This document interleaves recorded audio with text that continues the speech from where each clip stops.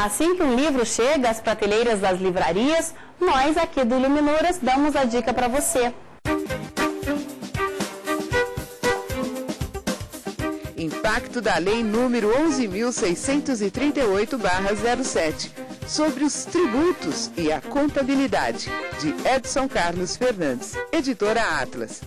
Direito Penal Militar, de Ricardo Henriques Alves Giuliani, série Concursos, editora Verbo Jurídico, de Giovanni Manuel dos Santos, súmula vinculante e reclamação.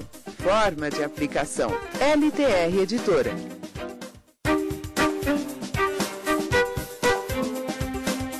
Hoje o encontro com o autor recebe o juiz de direito Héctor Valverde Santana. Ele acaba de escrever o livro Dano Moral no Direito do Consumidor. Olá, Héctor, obrigada pela sua presença. Eu que agradeço. Héctor, por que você resolveu escrever sobre dano moral no direito do consumidor?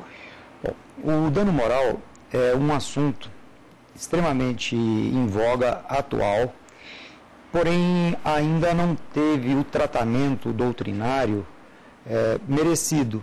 E existem diversas lacunas na ciência jurídica a respeito da tutela dos direitos da personalidade e a sua consequência, que é a reparação do chamado dano moral.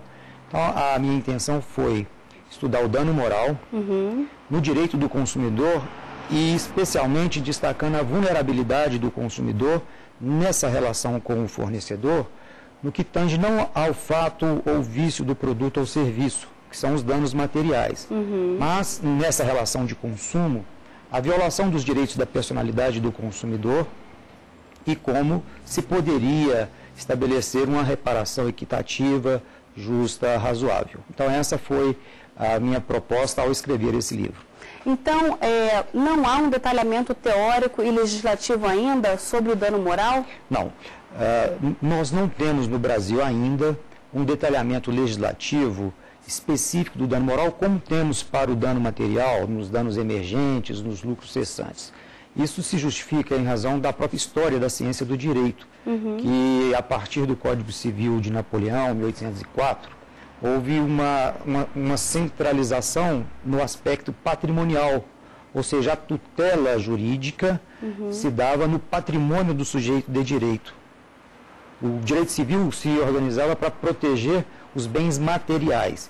E não havia uma sistematização dos bens imateriais, dos direitos da personalidade. E essa é uma constante da história do direito, ou seja, no Código de Napoleão, nos Códigos Civis sucessivos, o Código Civil Alemão de 1900, o Código Civil Brasileiro de 1916, nós não temos um detalhamento dos direitos da personalidade e que esse direito, essa afirmação só se deu com a Constituição Federal de 1988, que no artigo 5º prevê, nos incisos 5 e 10, nós temos a previsão específica da indenização por danos morais. Então, a partir de então, nós tivemos o início de uma sistematização legislativa sobre o dano moral, mas ainda ela é insuficiente e demanda muito análise da sociedade, dos nossos parlamentares, dos profissionais do direito, para uma melhor sistematização legal, ou seja, o direito positivo disciplinar de uma melhor forma o dano moral. E o Código de Defesa do Consumidor, ele tem uma estrutura tradicional de norma jurídica? Sim. De acordo com Ronald Dworkin, um teórico do direito, a norma jurídica ela é composta por um princípio e uma regra. E nós fazemos a distinção de acordo com o grau de abstração ou concretude da mesma. O Código de Defesa do Consumidor é um microsistema ou um subsistema determinado pelo artigo 48 da Constituição Federal no seu ato das disposições constitucionais transitórias. Então, o Código de Defesa do Consumidor é uma lei ordinária que estabelece diversas esferas de proteção no direito material civil, no direito administrativo, no direito penal e da tutela processual coletiva.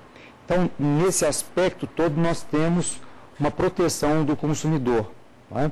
E leva sempre em conta que o consumidor é um sujeito mais fraco, ele é vulnerável, então o Estado protege esse consumidor nessa relação com o fornecedor. Essa é a lógica, essa é a tônica do nosso Código de Defesa do Consumidor, que talvez seja a melhor lei de consumo do mundo, mas não significa que nós tenhamos ainda a melhor prática de consumo do mundo. Entendo. Tá? Mas o Código de Defesa do Consumidor é um instrumento técnico aprimorado e que demanda uma aplicação melhor para efetivar esse direito fundamental que é a proteção do consumidor e que existe no mundo inteiro. E a jurisprudência no Brasil com relação ao dano moral? O dano moral é uma construção da jurisprudência, porque, como eu disse, não há um detalhamento legal ainda satisfatório dos direitos da personalidade. Nós não temos na lei critérios para se estabelecer o dano moral. Nós não temos na lei os casos de configuração do dano moral. Então, tudo que nós temos hoje é fruto de uma discussão doutrinária, a doutrina se debatendo sobre o assunto, e os casos que agora o Poder Judiciário, especialmente a partir da Constituição de 88, e mais recentemente que o dano moral teve esse grande boom de ações indenizatórias, né? De 10 anos para cá, poderíamos afirmar sem sombra de dúvida. E é a jurisprudência que está dando os contornos desse tema. E, com isso, os tribunais, os juízes de primeiro grau, os tribunais de justiça ou regionais federais, e especialmente o Superior Tribunal de Justiça, têm contribuído muito para, em todos os aspectos do assunto. Primeiro, na configuração, o que é e o que não é dano moral. E depois de configurada essa obrigação de indenizar, quanto vale o dano moral? Porque nós já tivemos casos no Brasil de fixar indenização por morte em R$30 mil e um apontamento de um título, um cartório de protesto, em R$90 mil. Nossa. Então há uma distorção. O Superior Tribunal de Justiça está fazendo um trabalho de quantificar por uma escala, se poderíamos assim dizer, dos direitos da personalidade violados. Ou seja, não faz sentido condenar por R$100 mil uma inscrição em bancos de dados, por exemplo, e em R$20 mil uma morte de uma criança. Né? Então nós temos que ter também parâmetros para essa indenização e que a jurisprudência tem se esforçado muito para estabelecer uma segurança jurídica, para não causar espécie na sociedade, porque todos nós, profissionais do direito, os magistrados, nós temos sim um dever social, claro. Um dever de prestar contas da nossa atividade para a sociedade, porque não faz sentido de decidir isoladamente, decidir academicamente. A sociedade cobra do juiz uma posição e isso vem aqui confirmar pela sua pergunta, que é um anseio da sociedade, e ainda que cheguemos a indenizações razoáveis, mais justas no Brasil, porque as indenizações que são fixadas em regra não atendem à expectativa do judicionado brasileiro. Nós não pretendemos chegar a casos de indenizações extraordinárias, como temos notícia que ocorre nos Estados Unidos, né? Eu acho que isso realmente não é a melhor forma de se resolver uma lide jurídica, mas estabelecer uma indenização razoável, que atenda, assim, à expectativa legítima do povo brasileiro. E essas indenizações baixas para o dano moral, especialmente em relação aos fornecedores reiterados, isso não corresponde àquilo que deseja o cidadão brasileiro.